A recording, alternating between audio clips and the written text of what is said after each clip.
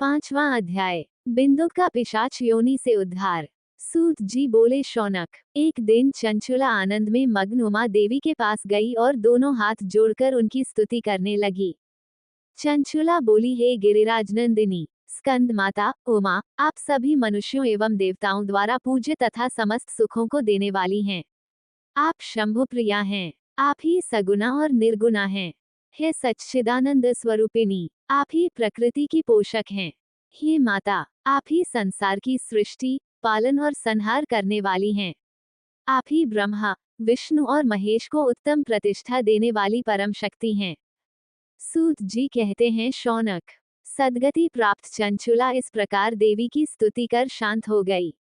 उसकी आंखों में प्रेम के आंसू उमड़ आए। तब शंकर प्रिया भक्तवत्सला उमा देवी ने बड़े प्रेम से चंचुला को चुप कराते हुए कहा, सखी चंचुला, मैं तुम्हारी स्तुति से प्रसन्न हूँ। बोलो, क्या वर मांगती हो? चंचुला बोली, हे गिरिराज कुमारी, मेरे पति बिंदुक इस समय कहाँ हैं? उनकी कैसी गति हुई है? मुझे बताए और कुछ ऐसा उपाय कीजिए ताकि हम फिर से मिल सकें। हे महादेवी, मेरे पति एक शूद्र जाति वेश्या के प्रति आसक्त थे और पाप में ही डूबे रहते थे। गिरिजा बोली, बेटी, तुम्हारा पति बिंदुक बड़ा पापी था। उसका अंत बड़ा भयानक हुआ। वेश्या का उपभोग करने के कारण वह मूर्ख नरक में अनेक वर्षों तक अनेक प्रकार के दुख भोगकर अब शेष पाप को भोगने के लिए विंध्य पर्वत पर पिशाच की योनि में रह रहा है। वह दुष्ट वहीं वायु पीकर रहता है और सब प्रकार के कष्ट सहता है। सूत जी कहते हैं, शौनक, गौरी देवी की यह बात सुनकर चंचुला अत्यंत दुखी हो गई। फिर मन को किसी तरह स्थिर करती हुई दुखी हृदय से मां गौरी से उसने एक बार फिर पूछा, हे महादेवी, मुझ पर कृपा कीजिए और मेरे पापी पति का अब उद्धार कर दीजिए। कृपा करके मुझे वह उपाय बताइए जिससे मेरे पति को उत्तम गति प्राप्त हो सके। गौरी देवी ने कहा, यदि आपके पति बिंदुक शिवपुराण की पवित्र और उत्तम कथा सुनेंगे तो वे इस दुर्भाग्य पर विजय पा सकते हैं और उत्तम मार्ग के भागी बन सकते हैं। अमृत के समान मधुर गौरी देवी का ये वचन सुनकर चंचुला ने दोनों हाथ जोड़कर मस्तक झुकाकर उन्हें बारंबार प्रणाम किया तथा प्रार्थना की कि मेरे पति को शिव पुराण सुनाने की व्यवस्था कीजिए। ब्राह्मण पत्नी चंचुला के बार बार प्रार्थना करने पर शिवप्रिया गौरी देवी ने भगवान शिव की महिमा का गान करने वाले गंधर्वराज तुम्बुरो को बुलाकर कहा, तुम्बुरो, तुम्हारी भगवान शिव में प्रीति है। तुम मेरे मन की सभी बातें जानकर मेरे कार्यों को सिद्ध करते हो। तुम मेरी इस सखी के साथ विंध्य पर जाओ।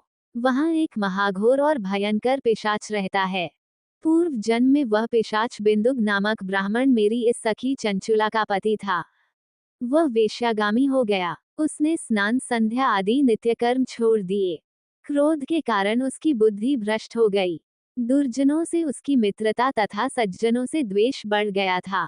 वह अस्त्र शस्त्र से हिंसा करता, लोगों को सताता और उनके घरों में आग लगा देता था।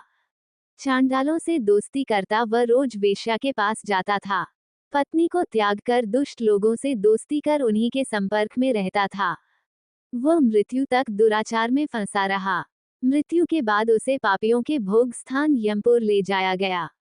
वहां घोर नरकों को सहकर इस समय वह विंध्य पर्वत पर पिशाच बनकर रह रहा है और पापों का फल भोग रहा है।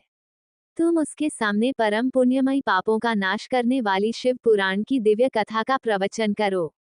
इस कथा को सुनने से उसका हृदय सभी पापों से मुक्त होकर शुद्ध हो जाएगा और वह प्रेत योनि से मुक्त हो जाएगा।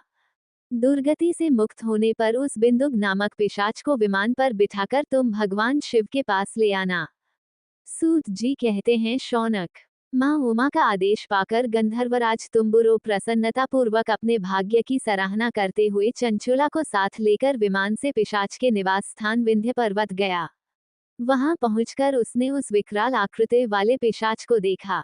उसका शरीर विशाल था। उसकी ठोड़ी बड़ी थी। वह कभी हंसता, कभी रोता और कभी उछलता था। महाबली तुम्बुरो ने बिंदुक नामक पिशाच को पाशों से बांध लिया। उसके पश्चात तुम्बुरो ने शिव पुराण की कथा बांचने के लिए स्थान तलाश कर मंडप की रचना की। शीघ्र ही इस बात का पता लोगों को चल गया कि एक पिशाच के उद्धार हेतु देवी पार्वती की आज्ञा से तुम्बुरो शिव पुराण की अमृत कथा सुनाने विंध्य पर्वत पर आया है।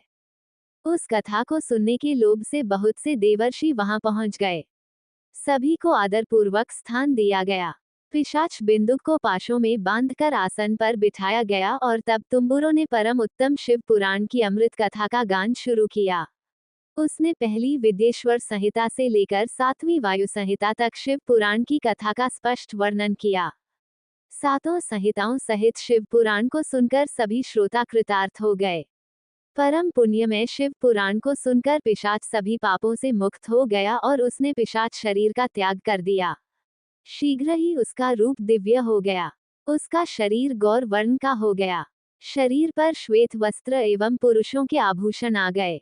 इस प्रकार दिव्य देहधारी होकर बिंदुक अपनी पत्नी चंचुला के साथ स्वयं भी भगवान शिव का गुणगान करने लगा। उसे इस दिव्य रूप में देखकर सभी को बहुत आश्चर्य हुआ। उसका मन परम आनंद से परिपूर्ण हो गया।